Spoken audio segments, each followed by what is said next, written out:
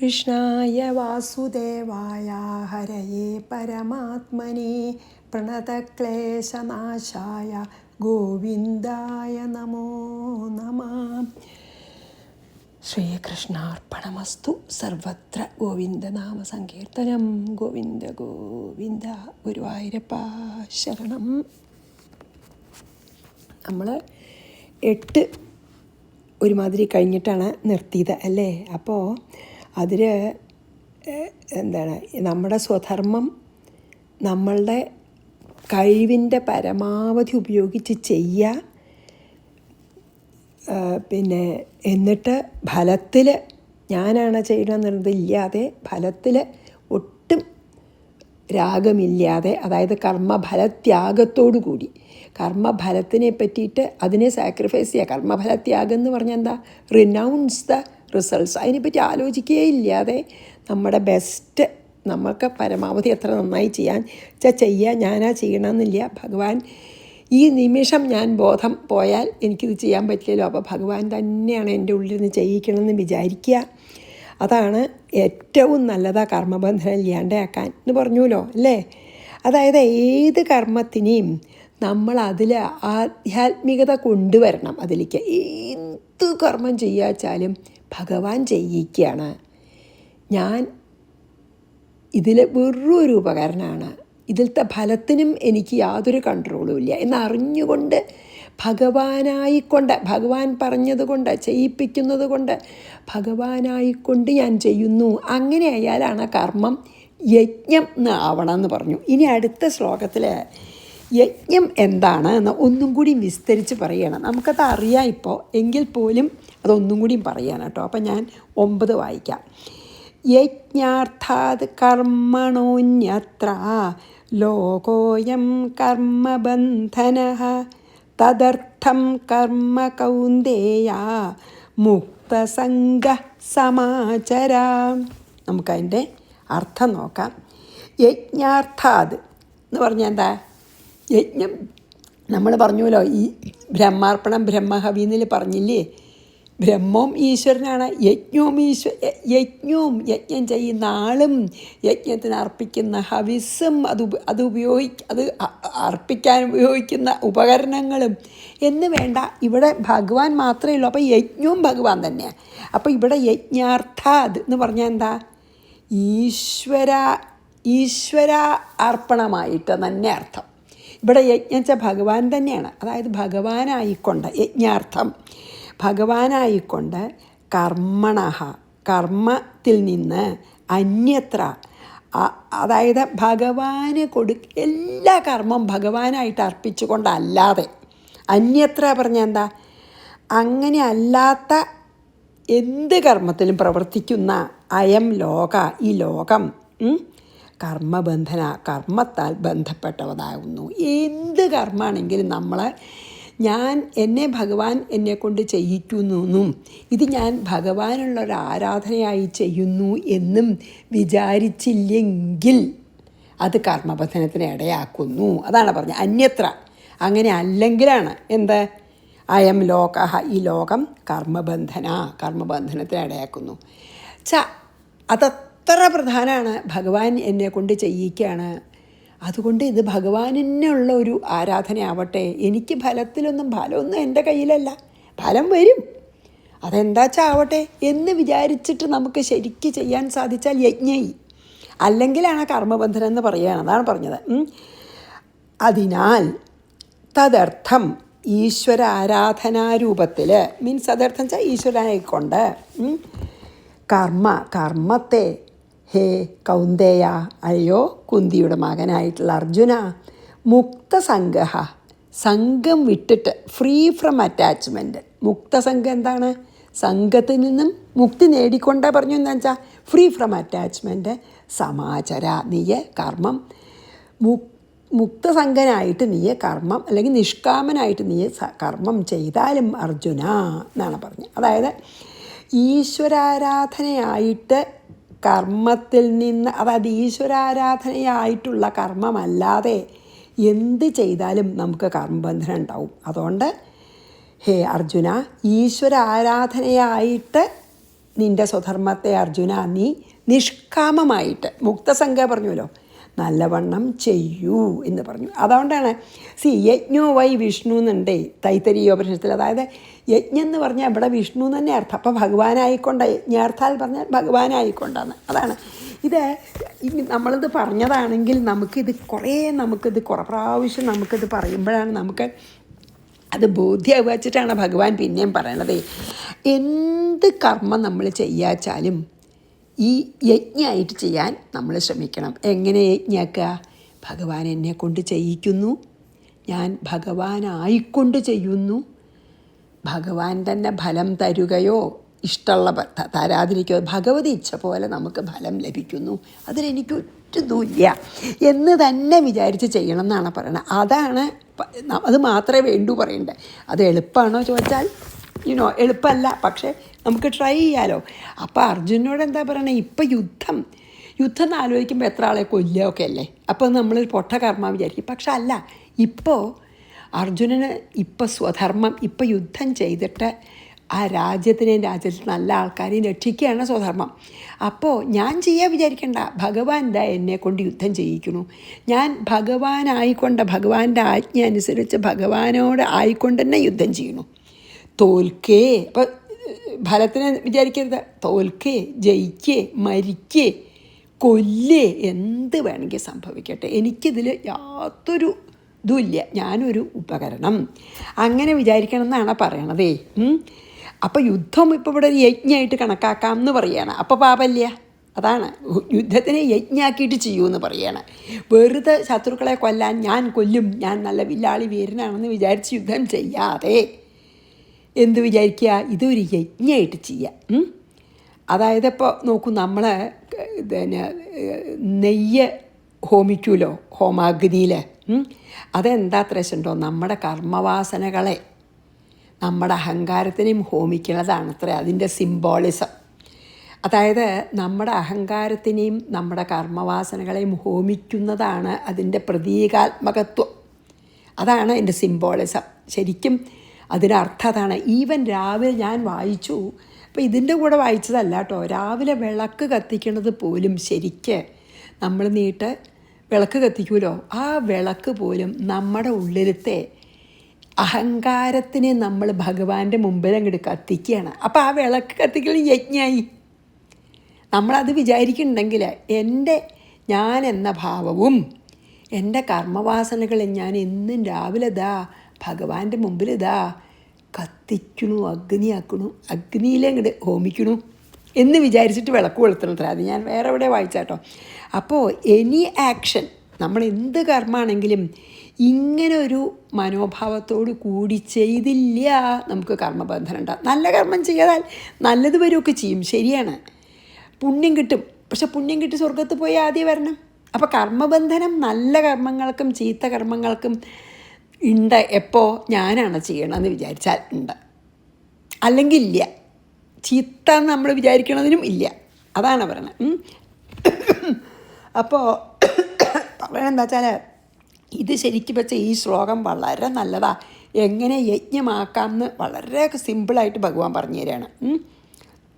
അപ്പോൾ ഞാനിപ്പോൾ അങ്ങനെ ആലോചിക്കായിരുന്നു, അത് വായിക്കുമ്പോഴേ എഴുതി നോട്ട്സൊക്കെ എടുക്കുമ്പോൾ ഞാൻ വിചാരിക്കായിരുന്നു, എന്താ വെച്ചാൽ ഞാനിപ്പോൾ ഈ ഗീത ചെയ്യണതിന് ഞാൻ ഇടയ്ക്കൊക്കെ ആലോചിക്കും, എനിക്ക് അർഹത ഉണ്ടോ ഈശ്വര ഇതൊക്കെ പറയാനോ, എന്തെങ്കിലും എനിക്ക് ഏത് നോക്കിയാലും എനിക്കിതിനൊക്കെ അർഹത. അപ്പം ഇപ്പം തന്നെ ഞാൻ വിചാരിക്കും, ഇത് വായിക്കുമ്പോൾ ഞാൻ വിചാരിക്കും സാരില്ല, ഭഗവാൻ എനിക്ക് അർഹത ഉണ്ടോയെന്ന് തീർച്ചയാക്കണത് ഭഗവാനാണ്. ഭഗവാൻ എന്നെ അർഹതപ്പെടുത്തി പറയിപ്പിക്കണു ഈ നിമിഷം. ആ പറഞ്ഞു കഴിഞ്ഞാൽ എനിക്ക് അർഹത ഉണ്ടോ, പറഞ്ഞു കഴിയുന്നതിന് മുമ്പ് അർഹത ഉണ്ടോ എന്ന് നിശ്ചയില്ല. ഇപ്പം പറയിപ്പിക്കുന്നത് ഭഗവാനാണെന്ന് ഉറപ്പാണല്ലോ. ഞാനിപ്പോൾ ഒരു നേരം ഒന്ന് തല തിരിഞ്ഞാൽ എനിക്ക് പറയാൻ പറ്റില്ലല്ലോ. ആ ബോധമാണല്ലോ ഭഗവാൻ എൻ്റെ ഉള്ളിൽ നിൽക്കണ ആ ചൈതന്യം എന്നെ പറയിപ്പിക്കുകയാണെന്ന് വിചാരിക്കുമ്പോൾ എനിക്കിതൊരു സമാധാനമാവും. ഞാൻ അർഹിക്കുന്നുണ്ടോ അർഹിക്കണില്ലേ, ഇതുവരെ അർഹിച്ചിരുന്നോ, ഇത് പറയൽ കഴിഞ്ഞ് അർഹിക്കുന്നുണ്ടോ, ഒന്നും അറിയില്ല എനിക്ക്, ഇപ്പം അർഹിക്കുന്നുണ്ടോ. പക്ഷേ ഭഗവാൻ തൽക്കാലം എന്നെ അർഹിപ്പിച്ച് പറയിപ്പിക്കണു. അങ്ങനെ പറയുമ്പോൾ ഒരു സമാധാനം കിട്ടിട്ടോ. അങ്ങനെയാണ്. അപ്പോൾ എല്ലാ കർമ്മങ്ങളെയും കർമ്മയോഗമാക്കൂ, അല്ലെങ്കിൽ യജ്ഞമാക്കൂ എന്ന് തന്നെയാണ് പറഞ്ഞത്. അതുകൊണ്ടാണ് യജ്ഞാർത്ഥം ചെയ്യൂ എന്ന് പറഞ്ഞത്. ഭഗവാനായിക്കൊണ്ട് യുദ്ധം ചെയ്യൂ എന്ന് പറയണം. അതായത് ആ ഞാൻ എൻ്റെ എന്നുള്ളത് നമുക്ക് കളയണം. അത് കളഞ്ഞാൽ നമുക്ക് ബാക്കി ഉണ്ടാവണത് അമൃതമാണ് എന്നാണ് പറയണത്. ഞാൻ എൻ്റെ നമ്മളൊക്കെ അത് ഒരിക്കൽ അനുഭവിച്ചാൽ പറ്റുന്നതാണ് പറയണത് ഭഗവാൻ. എന്തായാലും ആ ഞാൻ എൻ്റെ കളഞ്ഞാൽ പിന്നെ ബാക്കിയുള്ളതൊക്കെ അമൃതമാണ് അത്രേ. അവിടെ സ്നേഹമാണ് നമ്മൾ കൊടുക്കണത്, സ്നേഹമാണ് ലഭിക്കണത്, ആൻഡ് ബാക്കിയുള്ളതും സ്നേഹം. അപ്പോൾ സ്നേഹം മാത്രമേ ഉള്ളൂ. അതുകൊണ്ടാണ് നോച്ചൂർജി പല ഇതിലും ഞാൻ പറഞ്ഞു, സ്നേഹിച്ചോളൂ, അറ്റാച്ച്മെൻ്റ് ഇല്ലാതെ സ്നേഹിച്ചാൽ മതി, രാഗമില്ലാതെ സ്നേഹിക്കുക. അത് പറ്റണ്ടല്ലേ? അങ്ങനെ നമുക്ക് കർമ്മബന്ധനമില്ല. അതായത് ഭഗവാൻ യജ്ഞം തന്നെയാണേ. അതുകൊണ്ടാണ് ഇപ്പം മുക്തസംഘമായിട്ട് ചെയ്യണമെന്ന് പറയണം. മാത്രമല്ല എന്ന് ആലോചിച്ച് നോക്കിയാൽ ഈ യൂണിവേഴ്സ്, ഈ പ്രപഞ്ചം മുഴുവൻ നടക്കുന്നത് അങ്ങോട്ടും ഇങ്ങോട്ടുമുള്ള ആ നേച്ചറിൽ തന്നെ, പ്രകൃതിയിൽ തന്നെ അങ്ങോട്ടും ഇങ്ങോട്ടുള്ള ആ ഇൻ്റർ ഡിപ്പെൻഡൻസ് അല്ലേ? അതുപോലെ തന്നെ എല്ലാം റെസിപ്രോക്കേറ്റ് ചെയ്യുകയാണ് അങ്ങോട്ടും ഇങ്ങോട്ടും. എല്ലാവരും ആലോചിച്ച് നോക്കൂ. എല്ലാം everything in the universe is പിന്നെ ഇതിനെപ്പറ്റി ഇതിൽ പറയണ്ട. നോക്കി നോക്കൂ, ആലോചിച്ച് നോക്കൂ. ഇപ്പോൾ ഒരു പൂമ്പാറ്റയുടെ പരാഗം അല്ലേ? അങ്ങനെയല്ലേ? പിന്നെ അവരൊക്കെ വിത്തുകൾ വേറൊരുതിലേക്ക് കൊണ്ടുവന്നിടണു. അല്ലെങ്കിൽ ഒരു പക്ഷി എന്തെങ്കിലും കഴിച്ചാൽ അത് പുറത്തേക്ക് വിസർജിക്കുന്നതിൽ വിത്തുണ്ടാവും. ആ വിത്ത് അവിടെ കിടന്ന് വളരുന്നു. അങ്ങനെ അങ്ങടും ഇങ്ങടും എപ്പോഴും നമ്മൾ ഈ യൂണിവേഴ്സ് മുഴുവൻ. അപ്പം നമ്മൾ ശരിക്കും പറയാച്ചാൽ ഭഗവാൻ തരണ ഈ ശക്തി എൻ്റേന്നോ ഞാൻ എന്നൊക്കെ വിചാരിക്കണേ സ്വതേ ഒരർത്ഥമില്ല അല്ലേ? ശരിക്കും കംപ്ലീറ്റ്ലി ഭഗവാൻ തരുന്ന ഒരു അവസരങ്ങളാണ് നമുക്ക് ഓരോ കർമ്മം ചെയ്യാനും. രാവിലെ നീട്ടൊരു കാപ്പി ഉണ്ടാക്കണം വെച്ചാൽ പറ്റണ്ടേ? ആ ചൈതന്യം ഉള്ളിലില്ലെങ്കിൽ പറ്റുമോ? അത് നമ്മൾ ആലോചിക്കണേയില്ല. ഞാൻ ചെയ്തു എന്നാണ്, ഞാൻ ചെയ്തണതല്ല. അത് വാസ്തവത്തിൽ ഈ ഒരു ശ്ലോകം എനിക്ക് എല്ലാ വ്യാഖ്യാനങ്ങളൊക്കെ വായിച്ച് ആകുമ്പോൾ എനിക്കൊരു വളരെ സമാധാനം തോന്നി. കാരണം പലപ്പോഴും ഇതൊക്കെ പറയാൻ എനിക്ക് പറ്റുമോ? അങ്ങനെ ഞാനല്ലല്ലോ പറയണത്, ഭഗവാൻ ആ ചൈതന്യം എന്നെ കൊണ്ട് പറയിപ്പിക്കുകയാണല്ലോ. പിന്നെ ഞാൻ എന്തിനാ പറയണ? തെറ്റിച്ചാൽ തെറ്റി, നന്നായി എന്ന് പറഞ്ഞാൽ നന്നായി, നന്നായില്ല എന്ന് പറഞ്ഞാൽ ഇതൊന്നും ഫലമൊന്നും അതൊന്നും കംപ്ലീറ്റ്ലി ഭഗവാനാണല്ലോ ചെയ്യണം. അങ്ങനെ ആലോചിക്കുമ്പോൾ നമുക്കൊരു സമാധാനം ഉണ്ടല്ലോ അല്ലേ? അപ്പോൾ നമ്മൾ എപ്പോഴും യജ്ഞസങ്കല്പം, അതായത് അത്ര പ്രധാനമാണ്. നമ്മളുടെ കർമ്മത്തിനേക്കാളും പ്രധാനം കർമ്മത്തിൻ്റെ പിന്നിലുള്ള നമ്മുടെ ആ യജ്ഞസങ്കല്പമാണ്. ആ attitude behind every action is so important. എപ്പോഴാണ് നമ്മുടെ ആക്ഷനൊക്കെ ഡിവൈൻ ആക്ഷൻ ആവണേ? നമ്മുടെ ആറ്റിറ്റ്യൂഡ് യജ്ഞസങ്കല്പം നമുക്കുണ്ടാച്ചാൽ നമ്മുടെ എല്ലാ കർമ്മങ്ങളും ഡിവൈനായി. ഈവൻ വായ കഴുകണതടക്കം നമുക്ക് ഡിവൈനാക്കാം.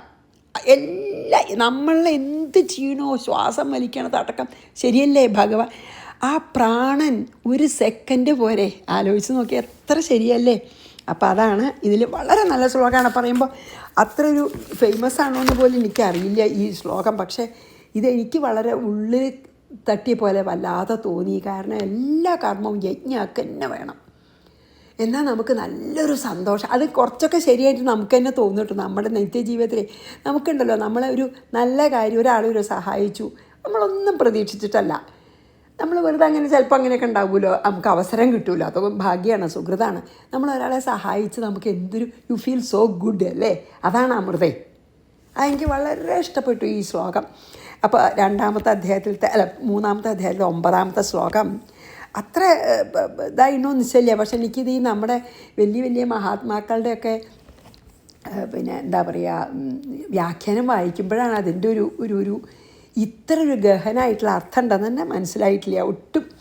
അതിപ്പോൾ വിസ്തരിച്ച് വായിക്കുകയും അതിനെപ്പറ്റി മനസ്സിലാക്കാൻ ശ്രമിക്കുകയും ചെയ്തപ്പോഴാണ് എനിക്കത് എല്ലാവരോടും ഷെയർ ചെയ്യാൻ തോന്നിയുകൊണ്ട് പറയുകയാണ്. ഇനി നമുക്ക് 9 വായിച്ച് 10ലേക്ക് പോവാം. ഞാൻ അടുത്ത 4 ശ്ലോകങ്ങളും എന്താ വെച്ചാൽ ഈ വേദത്തിലത്തെ ഫലശ്രുതിയെ പറ്റിയിട്ട് ഒക്കെ പറയണതാണ് കേട്ടോ. അപ്പോൾ യജ്ഞാർത്ഥാത് കർമ്മണോന്യത്ര ലോകോയം കർമ്മബന്ധന തദർത്ഥം കർമ്മ കൗന്ദേയ. അതുകൊണ്ട് കൗന്ദേയ തദർത്ഥം ഈശ്വരാർത്ഥായിട്ട് ഈശ്വരനായിക്കൊണ്ട് മുക്തസംഗ സമാചര, ഫ്രീ ഫ്രം അറ്റാച്ച്മെൻ്റ് ആയിട്ട് യജ്ഞമായിട്ട് യുദ്ധത്തിനെ ചെയ്യൂ എന്ന് പറഞ്ഞു അല്ലേ. ഇനി നമുക്ക് 10 വായിക്കാം. ഇങ്ങനത്തെ അടുത്ത 4 ശ്ലോകം അതിനെപ്പറ്റിയാണ് കേട്ടോ പറയണത്. 10 സഹയജ്ഞാഃ പ്രജാ സൃഷ്ട്വാ പുരോവാച പ്രജാപതി അനേന പ്രസവിഷ്യധ്വമേഷവോസ്ത്വിഷ്ടകാമധുക്. ഇനി നമുക്കതിൻ്റെ അർത്ഥം നോക്കാം. 10ൻ്റെ പ്രജാപതി അതായത് ബ്രഹ്മാവ്, സൃഷ്ടിയുടെ ആദ്യേ. സഹയജ്ഞാഃ യജ്ഞ അതായത് ബ്രാഹ്മണർ മുതലായ ഈ യജ്ഞത്തിന് അധികാരികളായിട്ടുള്ളവർ, യജ്ഞം ചെയ്യാൻ അധികാരികളായിട്ടുള്ളതാണ് സഹയജ്ഞാഃ എന്ന്. ബ്രഹ്മാവ് യജ്ഞം ചെയ്യാൻ അധികാരികളായ പ്രജകളെ പുരാ മീൻസ് ആദ്യ സൃഷ്ടിയുടെ ആദ്യകാലത്ത്, സൃഷ്ടികാലത്തിൽ സൃഷ്ടിച്ചിട്ട് അനേന ഈ യജ്ഞം കൊണ്ട് പ്രസവിഷ്യധ്വം നിങ്ങൾ മേൽക്കുമേൽ പുരോഗതി പ്രാപിച്ചാലും എന്ന് പറഞ്ഞു. അതാണ് ഏഷ ഈ യജ്ഞം വഹ നിങ്ങൾക്ക് ഇഷ്ടകാമധുക്ക് നിങ്ങൾക്ക് ആഗ്രഹമുള്ളതൊക്കെ നിങ്ങളുടെ എല്ലാ ആഗ്രഹങ്ങളും സാധിപ്പിക്കട്ടെ എന്ന്. ഇഷ്ടകാമം അതായത് ഫുൾഫില്ലിങ് ദ ഡിസയേഴ്സ്.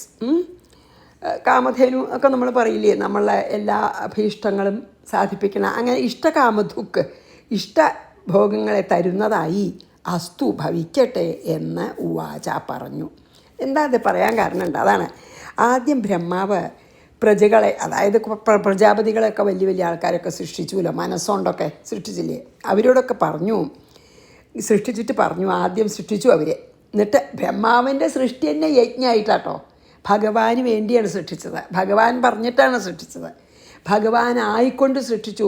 ബ്രഹ്മാവിനോട് ഭഗവാൻ ബ്രഹ്മാവിനോട് പറഞ്ഞു, നിനക്ക് കർമ്മബന്ധനം ഉണ്ടാവില്ല, നിനക്ക് കർത്തൃത്വവും ഭോക്തൃത്വം ഉണ്ടാവില്ല, അതുകൊണ്ട് സൃഷ്ടിച്ചോളൂ പറഞ്ഞു. അപ്പോൾ ഭഗവാൻ പറഞ്ഞു, ഞാൻ ഭഗവാനായിക്കൊണ്ട് സൃഷ്ടിക്കുന്നു. അപ്പം ബ്രഹ്മാവിൻ്റെ സൃഷ്ടി തന്നെ യജ്ഞമാണ് കേട്ടോ, യജ്ഞസങ്കല്പത്തിലാണ്.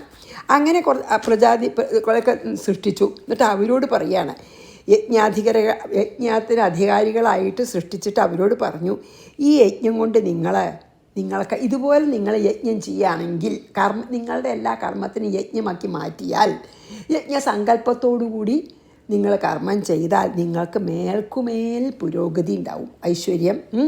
എന്താ വെച്ചാൽ ഈ യജ്ഞം നിങ്ങൾക്ക് നിങ്ങൾ ഫലം ഒന്നും ആഗ്രഹിക്കരുത്, യജ്ഞമായിട്ട് ചെയ്യണം. പക്ഷേ ആ പ്രകൃതി തന്നെ നിങ്ങൾക്ക് വേണ്ടതൊക്കെ നൽകി അനുഗ്രഹിക്കുമെന്ന് പറഞ്ഞു.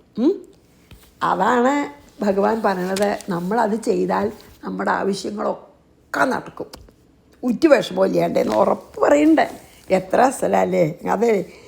അപ്പോൾ നമ്മൾ ഈ ഭഗവാൻ ലാസ്റ്റ് ശ്ലോകത്തിൽ പറഞ്ഞില്ലേ യജ്ഞം എന്താണ്, അതായത് നമ്മൾ ഫലം ആഗ്രഹിക്കാതെ, അതായത് ഫലസംഗത്യാഗത്തോടെ ഓഫർ ചെയ്യണം ഭഗവാനെ, ഞാനാ ചെയ്യണമെന്നും പാടില്ല എന്ന് പറഞ്ഞുവല്ലോ. അത് നമ്മുടെ എല്ലാറ്റിലും നമുക്ക് അപ്ലൈ ചെയ്യണം. ഇത് ഈസിയല്ല എല്ലാ കർമ്മങ്ങളും യജ്ഞമായി ചെയ്യാൻ. പക്ഷെ ബ്രഹ്മാവ് ആദ്യം എന്താ ചെയ്തത്, യജ്ഞമായിട്ട് അവരെ സൃഷ്ടിച്ചു. എന്നിട്ട് അവരോട് പറഞ്ഞു, ഫലസംഗത്യാഗം ഇല്ലാണ്ട് ആ ത്യാഗത്തോട് കൂടിയിട്ട്, അതായത് renouncing the attachment to results, നിങ്ങൾ ഭഗവാന്റെ ഒരു ആജ്ഞയ്ക്കനുസരിച്ച് ചെയ്യുകയാണെന്ന് മാത്രം സങ്കല്പിച്ച് ഭഗവാനായിക്കൊണ്ട് ചെയ്യൂ, നിങ്ങൾക്ക് വേണ്ടതൊക്കെ ലഭിക്കുമെന്ന് പറഞ്ഞു. അതായത് അങ്ങനെ നമ്മൾ യജ്ഞം ചെയ്യുകയാണെങ്കിൽ ശരിക്കും പറയാച്ചാൽ അതൊരു കാമധേനുവാണെന്നാണ് പറയണത്. നമുക്ക് എല്ലാ കർമ്മങ്ങളും യജ്ഞസങ്കല്പത്തോടു കൂടി ചെയ്താൽ ആ യജ്ഞം നമ്മൾ ചെയ്യണ ആ ഒരു യജ്ഞം ഉണ്ടല്ലോ, ആ സാക്രിഫൈസോ അല്ലെങ്കിൽ എന്താ ചെയ്യുക, അത് കാമധേനുവാണ്. എന്താ വെച്ചാൽ ബ്രഹ്മാവ് പറഞ്ഞു, നിങ്ങളുടെ എല്ലാ ധാർമ്മികമായിട്ടുള്ള എല്ലാ ആഗ്രഹങ്ങളും സാധിക്കും. അതുകൊണ്ടാണ് മാത്രമല്ല, നോക്കൂ, നമ്മൾ പറയൂല്ലോ അല്ലേ, അവർക്ക് പിന്നെ യജ്ഞം കൊടുത്തു. യജ്ഞം അല്ല, സാധാരണ പശുവിനെയാണ് യജ്ഞമായിട്ട് നമ്മൾ സിംബളൈസ് ചെയ്യണത് അല്ലേ. ഒരു പശു യജ്ഞത്തിൻ്റെ പ്രതീകമാണ്, കാളയോ ധർമ്മത്തിൻ്റെ പ്രതീകമാണ് അല്ലേ.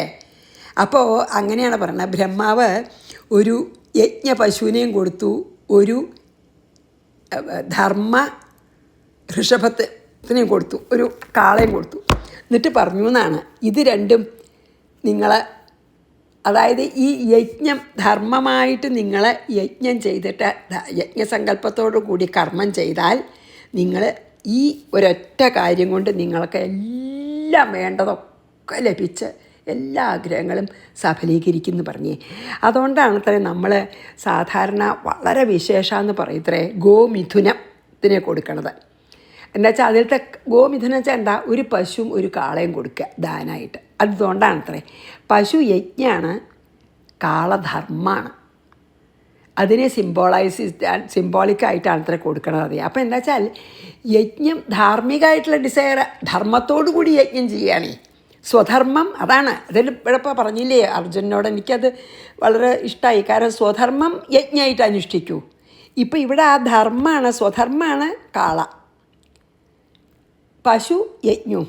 അപ്പം അത് രണ്ടും കൂടി ചെയ്താലാണ് അഭിവൃദ്ധി വരിക എന്ന് പറഞ്ഞതേ. അതുകൊണ്ടാണ് അത്ര അങ്ങനെ നമ്മൾ ഒരു കാളെ ഒരു പശുവിനെയും കൊടുത്താൽ നല്ലതാണെന്നൊക്കെ പറയുന്നത്. അതുകൊണ്ടാണ്. കാരണം കാള സ്വധർമ്മം, പശു സ്വധർമ്മം അനുസരിച്ച് ഭഗവാനായിക്കൊണ്ട് ചെയ്യുന്ന യജ്ഞം. അതുകൊണ്ടാണെന്ന്. അപ്പോൾ നമ്മൾ ഒരു എന്താണ് പിന്നെ നമ്മൾ ഒരിക്കലും ഒരു ആഗ്രഹങ്ങളും ഇല്ലാതെ ചെയ്യുകയാണെന്ന് വെച്ചാൽ തന്നെ നമുക്ക് ആവശ്യമുള്ളങ്ങൾ വന്നു ചേരുന്ന, അതാണ് എതിർച്ചയാ ലാഭസന്തുഷ്ടന്മാരാണല്ലോ പല മഹാന്മാരും. അവർ ഇന്നത് വേണമെന്നൊന്നും വിചാരിക്കില്ല. അവർ ശരിയായിട്ടുള്ളതൊക്കെ യജ്ഞ സങ്കല്പത്തോടുകൂടി ചെയ്യും. അപ്പോൾ അവരുടെ ആവശ്യങ്ങളൊക്കെ നടക്കും. അത്ഭുതമാവും ശരിക്കും കേട്ടോ. അത് നമുക്ക് പ്രകൃതിയിൽ കണ്ടാലും അറിയേ. എവ്രിതിങ് ഇൻ ദ വേൾഡ് നോക്കിക്കോളൂ, ഒക്കെ അങ്ങോട്ടും ഇങ്ങോട്ടും ഇൻ്റർ കണക്റ്റഡാണ്. നോക്കൂ, ഈ എന്താണ് പൂമ്പാറ്റകളെ ഈ പരാഗം കൊണ്ട് പറക്കണു അല്ലേ, എന്നിട്ട് അത് അവിടെ ഇട്ടിട്ട് വേറെ ചെടികളും ഇതൊക്കെ ഉണ്ടാവണു. അതുപോലെ തന്നെ പക്ഷികളും അതെ, ഒരു ദിക്കുന്ന വേറൊരു ദിക്ക് കൊത്തി കൊണ്ടിടേ അല്ലെങ്കിൽ കഴിച്ചിട്ട് പിന്നെ പോണെന്ന് ആവുക എങ്ങനെയെങ്കിലും സീഡ്സ് അല്ലേ. അങ്ങനെ സത്യം പറഞ്ഞു വെച്ചാൽ എപ്പോഴും ഈ പ്രപഞ്ചത്തിൽ യജ്ഞങ്ങൾ നടന്നുകൊണ്ടേയിരിക്കുന്നുണ്ട്. എല്ലാ ജീവജാലങ്ങളും തമ്മിൽ ഒരു കോസ്മിക് യജ്ഞം എന്നോ എന്താ പറയുക, പ്രപഞ്ച യജ്ഞം നടന്നുകൊണ്ടേയിരിക്കുന്നു ഓരോ മിനിറ്റും. ആലോചിച്ച് നോക്കൂ, നമ്മളെല്ലാം തമ്മിൽ ബന്ധപ്പെട്ടതാണ്, അല്ലെങ്കിൽ നടക്കില്ല ജീവിതം. അത് മുമ്പത്തെ ഞാൻ പറഞ്ഞല്ലോ, ഇപ്പോൾ ഈ ഒരു ഫോണിൽ എനിക്ക് എന്ത് ക്രെഡിറ്റാണുള്ളത് ഞാൻ റെക്കോർഡ് ചെയ്യണമെന്ന്. ഈ ഫോൺ ഉണ്ടാക്കിയത് ആരാ നിശ്ചല്യ, അതിൽ പ്രോഗ്രാം ഉണ്ടാക്കിയത് ആരാ നിശ്ചല്യ, അതിൽ ശബ്ദം വരണു, ശബ്ദത്തിന് നമുക്ക് റീപ്രൊഡ്യൂസ് ചെയ്യാൻ പറ്റുന്നു. എനിക്ക് എന്തെങ്കിലും ഒരു ഇതുണ്ടോ? ആലോചിച്ച് നോക്കൂ, എത്രയോ ആൾക്കാരുടെ ഇത് ഈ ഫോൺ നമുക്ക് മെയിലിൽ അയച്ചെന്ന ആ പാക്ക് ചെയ്ത ആളടക്കം ഞാൻ കടപ്പെട്ടിരിക്കണു. ആലോചിച്ച് നോക്കിയാൽ അങ്ങനെയാണ് നമ്മളൊക്കെ അങ്ങോട്ടും ഇങ്ങോട്ടും കടപ്പെട്ടിരിക്കണമൊക്കെ ഭയങ്കരമായിട്ട്. അതുകൊണ്ടാണ് എൻ്റെന്ന് വിചാരിക്കരുതെന്ന് പറയണതേ. യജ്ഞമായിട്ട് ചെയ്യണമെന്ന് പറയുന്നത് വെറുതെ അല്ലേ. എൻ്റെ എല്ലാം ഒന്നും ഞാനും അല്ല ചെയ്യണത്. എത്ര ശരിയല്ലേ, അതിങ്ങോട്ട് ബോധ്യവും. ഇപ്പോൾ നോക്കൂ, ഇപ്പോൾ പിന്നെ മണ്ണ് ഇളക്കി മറിക്കണമെങ്കിൽ നമുക്ക് കൈക്കോട്ടോണ്ടോ ഇതുകൊണ്ടോ പറ്റില്ല മുഴുവൻ. എന്താ, അതിനാണ് ഭഗവാൻ എർത്ത് ഈ ഞാഞ്ഞൂളിനെയൊക്കെ സൃഷ്ടിച്ചിരുന്നത്. അവരാണ് ശരിക്കും കുറേ കാര്യങ്ങൾ ചെയ്യണത്. അവരൊന്നും പാവം, അവർക്ക് എന്തെങ്കിലും കിട്ടുന്നുണ്ടോ നമ്മൾ കൃഷി ചെയ്താൽ ഞാഞ്ഞൂളിന്? അവരൊക്കെ ചെയ്യണത് യജ്ഞമായിട്ട് അവർക്ക് അറിയാതെയാണ്. അപ്പോൾ പക്ഷികൾ ചെയ്യണത് യജ്ഞമാണ്. അപ്പം സത്യം പറഞ്ഞു വെച്ചാൽ നാലുപുറം നോക്കിയാൽ പ്രപഞ്ചം മുഴുവൻ യജ്ഞം, നമ്മളല്ലാത്തത്. നമ്മളും കൂടി യജ്ഞമായാൽ നമുക്ക് വേണ്ടതൊക്കെ നമുക്ക് തന്നെ കിട്ടും. അവർക്കൊക്കെ വേണ്ടത് അവർക്ക് തന്നെ കിട്ടുന്നുണ്ട് അല്ലേ. അത് യജ്ഞമായിട്ട് ചെയ്താൽ അത് വളരെ നന്നായി. അതുകൊണ്ടാണ് ഗാന്ധിജി പറഞ്ഞത് വർക്ക് ഈസ് വർഷിപ്പ് എന്ന് അല്ലേ. കർമ്മത്തിനെ കർമ്മയോഗം ആക്കണം. പക്ഷേ എങ്ങനെ? With detachment results. കർമ്മ ഫല ത്യാഗം വേണം. എന്നിട്ട് as a offering thinking that I am only an instrument. ഈ മൂന്ന് കാര്യമാണ്. ഒന്ന്, ഞാൻ ഭഗവാന്റെ കയ്യിലത്തെ ഇൻസ്ട്രുമെൻറ്റ്, ഞാൻ ഭഗവാനായിക്കൊണ്ട് ചെയ്യുന്നു. പിന്നെയോ ഫലം ഭഗവത് ഇച്ഛ പോലെ വരും. അത് മൂന്നുമാണ്. അത്ര പ്രാവശ്യം പറയുന്നുണ്ടല്ലേ, എത്ര നല്ലതാണ് അത്. നമുക്ക് ഈ പ്രപഞ്ചത്തിലെ നാല് പുറം നോക്കിയാൽ മനസ്സിലാവും നമുക്ക്. അവരൊക്കെ യജ്ഞമായിട്ടാണ് ചെയ്യണത്. നമ്മൾ മാത്രം യജ്ഞമായിട്ട് ചെയ്യാണ്ടിരുന്നാലോ അല്ലേ. ഭഗവാൻ ചെയ്യിക്കണു, ഞാൻ ചെയ്യണു. അപ്പോൾ പിന്നെ എന്താ വെച്ചാൽ നമുക്ക് ബാക്കിയുള്ളവർ എന്ത് പറയുന്നു വിഷമിക്കാനില്ല. ഇപ്പോൾ ഞാനിപ്പോൾ ഈ ഗീത പറയണത് ഒരാൾ ചീത്തയായി എന്ന് പറഞ്ഞാലും എനിക്ക് ദുഃഖിക്കാനില്ല. ഭഗവാൻ ചെയ്യിച്ചു, ഞാൻ ചെയ്തു. നന്നായി എന്ന് പറഞ്ഞാലും എനിക്ക് സന്തോഷിക്കാനില്ല എന്ന്. നന്നായി പറഞ്ഞാൽ സന്തോഷിക്കാനില്ല, ഓ ഭഗവാൻ ജയിച്ചു. അത് എത്ര നല്ലതാണ്. ഞാനൊരു ചെറിയ ഉദാഹരണം പറയപ്പോൾ, നമ്മൾ കാപ്പി ഉണ്ടാക്കി, ഒരാൾ അസല പറഞ്ഞു, ഒരാൾ ചീത്തയെ പറഞ്ഞു, അല്ലെങ്കിൽ എന്തെങ്കിലും ഒരു കൂട്ടാണ്ടാക്കി യജ്ഞമായിട്ട് ചെയ്യാച്ചാൽ ആ ആൾക്ക് പിന്നെ അതൊരു ദുഃഖം വേണ്ട. സത്യത്തിൽ ശരിക്കും ആത്മാർത്ഥമായിട്ട് യജ്ഞമായിട്ട് ചെയ്യണം. ആത്മാർത്ഥമായിട്ട് യജ്ഞസങ്കല്പം ഉണ്ടെങ്കിൽ ഒരു പ്രശ്നമില്ല പിന്നെ, അല്ലേ? അപ്പോൾ അതുണ്ടാവണമെന്ന് നമുക്ക് പ്രാർത്ഥിക്കാം, ഈശ്വര. അപ്പോൾ ഭഗവാന്റെ അതായത് എല്ലാ കർമ്മങ്ങളും do in such a way that എന്താ it will be filled with energy. അപ്പം നമുക്ക് എനർജി ഒന്നും ഭയമില്ലല്ലോ. ആൻഡ് ഭഗവാനോട് ഇത് ചെയ്യാൻ എനിക്ക് അവസരം തന്നതിന് നന്ദി. അപ്പം നല്ല രസമായിട്ട് ചെയ്യാമെന്നാണ് പറയണത്. അതാണ്. മാത്രമല്ല യജ്ഞത്തിൽ കൂടെയാണ് ഈ ധർമ്മം ഉണ്ടാവണതേ. അതായത് ഈ ധർമ്മം എപ്പോഴാണ് നല്ല ധർമ്മിഷ്ഠന്മാരായിട്ടുള്ള ആൾക്കാരുണ്ടാകുമ്പോഴാണ് സന്തോഷവും. അതല്ലേ ഇപ്പോൾ എന്താണ് ശ്രീരാമൻ ഭരിക്കുമ്പോഴൊക്കെ അങ്ങനെയായിരുന്നല്ലോ. ധർമ്മം അത്ര പ്രധാനമാണ്. അപ്പോൾ ശരിക്കും പറയാച്ചാൽ യജ്ഞം ഒരു പശുവാണ്, പാല് തരുന്നു, പക്ഷേ എല്ലാവർക്കും എത്തിക്കണു ആ പാല്. അതാണ് ധർമ്മം. യജ്ഞ is like a cow that gives milk. ആർക്ക് വേണ്ടിയിട്ട്? For the benefit of all. ആരാണ് അങ്ങനെ ചെയ്യിക്കാൻ തോന്നിയത്? ധർമ്മബുദ്ധി, ആ സ്വധർമ്മം. അപ്പോൾ വളരെ പ്രധാനമാണ് എന്താ കവും ബുള്ളും, അല്ലെങ്കിൽ യജ്ഞവും ധർമ്മവും വെരി വെരി വെരി പിന്നെ എന്താ പറയുക കണക്റ്റഡാണ്. അപ്പോൾ എന്താ അങ്ങനെ പറഞ്ഞാൽ സ്വധർമ്മം യജ്ഞമായി അനുഷ്ഠിക്കണം. അതുകൊണ്ടാണ് അത് വളരെ കണക്റ്റഡാണ് പറയണത്. ഇപ്പോൾ ധർമ്മത്തിൽ 4 കാലാണെന്നൊക്കെ നമ്മൾ ഭാഗവതത്തിൽ കണ്ടുല്ലോ. സത്യം, ദാനം, ദയ, ശൗചം, അല്ലേ? ധർമ്മത്തിന് 4 കാലാണ്. ആ ബുള്ളിന്, ആ കാളയ്ക്ക് 4 കാലാണ്. എന്താ? ട്രൂത്ത് അല്ലെങ്കിൽ സത്യം. ഞാൻ ഇംഗ്ലീഷ് എളുപ്പമായിട്ടുള്ളവർക്ക് വേണ്ടി പറയാൻ നോക്കുകയാണ്. ദാനം വെച്ചാൽ ചാരിറ്റിയാണ് കേട്ടോ. അതായത് നമ്മൾ അതാണ് ദാനം. ദയ പറഞ്ഞാൽ എല്ലാവർക്കും അറിയാം, കമ്പാഷൻ. ശൗചം പറഞ്ഞാൽ പ്യൂരിറ്റി, നമ്മുടെ പുറത്ത് മാത്രമല്ല, ഫിസിക്കൽ ക്ലെൻലിനെസ് അല്ല, അകത്തെ ക്ലെൻലിനെസ്സും. അതാണ് എന്താണ് ഈ ധർമ്മത്തിനെ സിംബിളൈസ് ചെയ്യുന്ന ആ കാളയുടെ 4 പാദങ്ങൾ, 4 കാല എന്താ? സത്യം, ദാനം, ദയ, ശൗചം. അതായത് truth, charity, compassion and purity, അല്ലേ?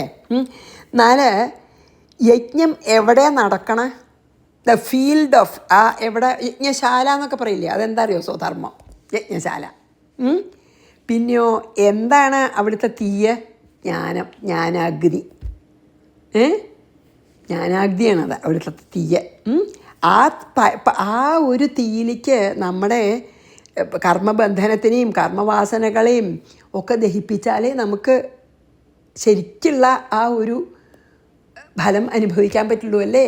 അപ്പോഴാണ് നമുക്ക് അമൃതം കിട്ടുന്നത്, അല്ലെങ്കിൽ അപ്പോഴാണ് അഭീഷ്ടങ്ങൾ സാധിക്കുന്നത്. എപ്പോൾ നമ്മളാണ് ഞാൻ എന്നുള്ള ആ ബോധത്തിന്, എൻ്റെ എന്നുള്ള ആ 2 കാര്യങ്ങൾ നമ്മൾ ആ ജ്ഞാനത്തിൽ അല്ലെങ്കിൽ ഭഗവാനാകുന്ന വിളക്കിലങ്ങട് നമ്മൾ എരിക്കണം.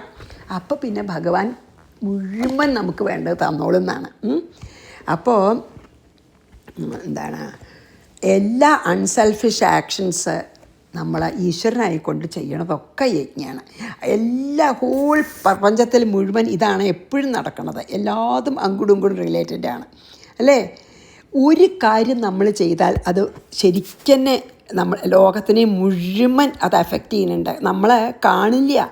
എന്താ വെച്ചിട്ടുണ്ടോ, ഒരു നല്ല കാര്യം ചെയ്താൽ ഒരു അലയായിട്ട് ഈ പ്രപഞ്ചത്തിന് മുഴുവൻ അത് വ്യാപിക്കുന്നുണ്ടത്രേ. ഒരു ചീത്ത കാര്യം ചെയ്താലും അതിൻ്റെ ആ നെഗറ്റീവ് എനർജിയും ഈ ലോകം മുഴുവനെ വ്യാപിക്കുന്നുണ്ടെന്നാണ് പറയണത്. അതായത് everybody is related to each other എന്നാണ്. ശരിയല്ലേ? ആലോചിച്ച് പോകുമ്പോൾ പറഞ്ഞില്ലേ നമ്മൾ, എല്ലാം നടക്കണത് എല്ലാവരുടെയും ഒരു അങ്ങോട്ടും ഇങ്ങോട്ടും ഒരാൾക്കും ഒന്നും തന്നെ ഇല്ല. എല്ലാം ബാക്കിയുള്ളവരുടെ സഹായം നമ്മൾ അറിഞ്ഞോ അറിയാതെ ഉണ്ട് നമുക്ക്. അപ്പോൾ anything happening affects the whole world. ഈ ലോകത്തിനെ മുഴുവൻ ബാധിക്കുന്നുണ്ട്. കാണുന്നുണ്ടാവില്ല ചിലപ്പോൾ, പക്ഷേ ആ ലോകത്തിൻ്റെ ആ ഹാർമണി എന്ന് പറയുമല്ലോ, ആ ആ ഒരു ശാന്തമായിട്ട് നിൽക്കുന്ന ആ ഈക്വിലിബ്രിയം ഉണ്ടല്ലോ, ആ ഒരു സമതുലിതാവസ്ഥ എന്നൊക്കെ പറയില്ലേ, ഈക്വിലിബ്രിയം, അതിനെ ടിൽറ്റ് ചെയ്യും. നല്ലത് ചെയ്താലും നമുക്ക് അതിൻ്റെ അലകൾ ലോകത്തിലുണ്ടാവും, ചീത്ത ചെയ്താലും അതിൻ്റെ അലകൾ ലോകത്തിലുണ്ടാവും. അപ്പോൾ നല്ല തന്നെ ചെയ്യച്ചാൽ ഈക്വിലിബ്രിയം അങ്ങനെ ഹൈ ആയിട്ട് നിൽക്കുമല്ലോ, എല്ലാവർക്കും സന്തോഷമാവും. അതാണ് പറയണത്. അതായത് നമ്മൾ നമ്മുടെ അജ്ഞാനം കൊണ്ടാണ് നമ്മൾ തമ്മിൽ തല്ലണതും പിന്നെന്താണ് സെൽഫിഷ് ലവ് ഉണ്ടാവണതും. സെൽഫിഷ്നെസ് ഇല്ലാത്ത ലവ് ആണെങ്കിൽ വിരോധമല്ലേ. അപ്പോൾ നമ്മളെപ്പോഴും ഭഗവാൻ പറയണത്, നമ്മളെപ്പോഴും എല്ലാ കർമ്മങ്ങളും ഭഗവതർപ്പണമായിട്ട് ഭഗവാൻ എന്നെ ചെയ്യിക്കുന്നു എന്ന മനസ്ഥിതിയോടെ ഫലത്തിൽ സംഘമില്ലാതെ ചെയ്തോളൂ. നിങ്ങൾക്ക്, നിങ്ങളുടെ കുടുംബത്തിനും നിങ്ങളോടൊപ്പമുള്ളവർക്കെല്ലാം അഭിവൃദ്ധിയും പുരോഗമനവും അടിക്കടി ഉണ്ടാവും, സംശയിക്കേണ്ടെന്നാണ് പറയണത്. അപ്പം നമുക്കൊരൊറ്റ കാര്യം ചെയ്യാനുള്ളൂ, എല്ലാ കർമ്മത്തിനെയും യജ്ഞാക്കുക, പിന്നെ ഒന്നും അറിയില്ല. എത്ര നല്ല ഒരു എത്ര നല്ല കാര്യമാണ് ഭഗവാൻ പറയണത്. അപ്പം ഞാനിവിടെ നിർത്താം. 10 വായിച്ചിട്ട് എനിക്ക് അത്രയ്ക്ക് ഇഷ്ടപ്പെട്ടു ഇതൊക്കെ. കാരണം നമുക്ക് ശരിക്കും ജീവിതത്തിൽ പകർത്താൻ ശ്രമിക്കെങ്കിലും ചെയ്യാവുന്നതാണ്. ഞാൻ ശരീരമല്ല എന്നൊക്കെ നമുക്ക് വിചാരിക്കാൻ അത്ര എളുപ്പമല്ലല്ലോ. ഇത് കുറച്ചും കൂടിയും എളുപ്പമാണ് പറയുന്നില്ല, പക്ഷേ ഇത് കുറച്ചും കൂടി നമുക്ക് സ്വയം പറഞ്ഞാൽ ചെയ്യാൻ പറ്റുന്ന എനിക്ക് വളരെ അത് വായിച്ചപ്പോൾ എനിക്ക് നല്ലൊരു സന്തോഷം തോന്നി. സോ ഞാൻ അത് ഷെയർ ചെയ്തു എന്നേ ഉള്ളൂ. അല്ലെങ്കിൽ ഭഗവാൻ എന്നെക്കൊണ്ടത് ഷെയർ ചെയ്യിപ്പിച്ചു എന്നേ ഉള്ളൂ കേട്ടോ. ഇനി ഞാൻ 10 വായിച്ച് നമുക്ക് ഇന്നത്തെ നിർത്താം. ഈ പറയണ പോലെ 2 ശ്ലോകമൊക്കെ ചെയ്യാൻ പറ്റുള്ളൂ, സാരില്ല. സഹയജ്ഞാഃ പ്രജാ സൃഷ്ട്വാ പുരോവാച പ്രജാപതി അനേന പ്രസവിഷ്യധ്വാമേഷസോസ്തുഷ്ടകാമധുക്. ശ്രീകൃഷ്ണാർപ്പണമസ്തു. സർവത്ര ഗോവിന്ദനാമ സങ്കീർത്തനം. ഗോവിന്ദ ഗോവിന്ദ. സമസ്താപരാധം ക്ഷമസ്വ മേ. ഗുരുവായൂരപ്പാ ശരണം.